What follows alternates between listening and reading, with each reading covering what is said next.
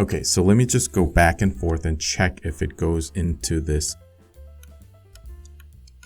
track. So it's not bad, but this tip is off.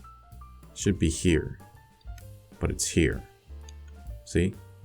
It should be here, but it's here. So I want to squash this a little bit in this direction, because here it is still in the elements of squash, because when they go down, it's going to squash here, and then it goes up, it's going to stretch here. So this part is stretched. This is probably going to be neutral, and then this part will be a little bit squashed. So it's okay to bring it in a little bit just to make sure that works. Yeah, so see, if you go left and right, if you toggle the keys, you can see a nice flow.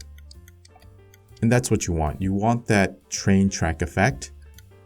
So as long as you keep that perfect, if you keep this track nice, it doesn't matter how fast or how much of a shape change there is in the tail, it'll still, when you play it, it'll still run smoothly. That's the effect, and that's why it's really important to know where your train tracks are and make sure that the tail is following that to the T.